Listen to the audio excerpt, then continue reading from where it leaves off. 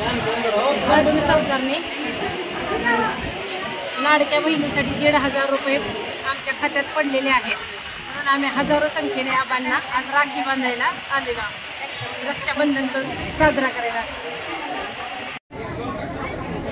आज आपण आबांना लाडकी बहीण म्हणून सोन्याची राखी दिलेली, काय भावना आहे तुमचे भाऊ म्हणून? आज भाऊ म्हणून जे सांगायचं म्हणलं तर काय सांगावं हे सुद्धा कळत नाही। तर हे भाऊ जे आज या माझ्या बहिणी जे जमलेल्या आहेत त्या पहिल्यांदाच सांगते, माझ्या भावानं माझ्या माता बहिणी जमल्याच्या ह्यांच्या डोईवर बांधला फेट्याचा तुरा आणि ही जलमलाय काकी साहेबांचा हिरा।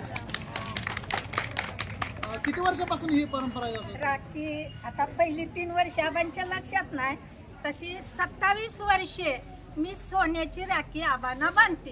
तर आबांची सोन्याची राखी बांधण्यामागं माझा इतिहास काय आहे? माझा सख्खा भाऊ मला खताला पैसे मागत होता आणि माझ्याजवळ पैसे होतं, मी दिलं नाही त्यांनी राखी बांधून घेतली नाही माझ्याकडून, म्हणून मी त्या दिवशी हे केलं की मला सोन्याच्या मोलाचा भाव आहे, तुला धाग्याची बांधते तर तू बांधून घेणार, मला सोन्याच्या मोलाचा भाव आहे।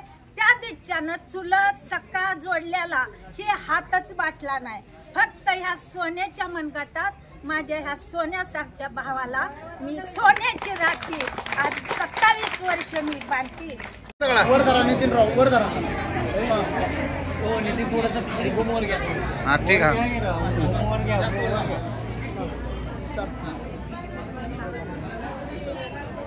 आज तुमच्या लाडक्या बहिणी सगळ्या एकत्र होऊन आपल्याला राखी बांधण्यासाठी आलेल्या आहेत, काय तुमची भावना आहे?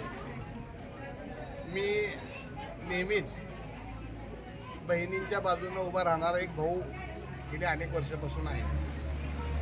महायुतीच्या राज्य सरकारने एक महत्त्वाकांक्षी निर्णय घेतला की लाडक्या बहिणीला राज्य सरकारकडून काहीतरी मदत मिळाली पाहिजे तिच्या भविष्यासाठी, म्हणून 1,500 रुपये महिना माझ्या लाडक्या बहिणीला राज्य सरकारनं मंजूर केले आणि आज लाखोच्या संख्येनं आमच्या लाडक्या बहिणींच्या खात्यावर 3,000 रुपये जमा झालेले आहेत आणि त्यासाठी या सगळ्या लाडक्या बहिणी आज भावाची आठवण म्हणून या ठिकाणी मोठ्या संख्येनं उपस्थित झालेल्या आहेत आणि या सगळ्या बहिणी आज अतिशय समाधानानं आनंदानं या ठिकाणी राखी बांधण्यासाठी आलेल्या आहेत आणि त्यामुळं एक महिला वर्गामध्ये बहिणींच्यामध्ये एक चांगलं आनंदाचं वातावरण या ठिकाणी निर्माण झालेलं आहे। म्हणून राज्य सरकारचं मी मनापासून या ठिकाणी आभार मानतो आणि असंच लाडक्या बहिणीवर राज्य सरकारचं लक्ष असावं अशी मी पांडुरंगाची चरणी प्रार्थना करतो। धन्यवाद।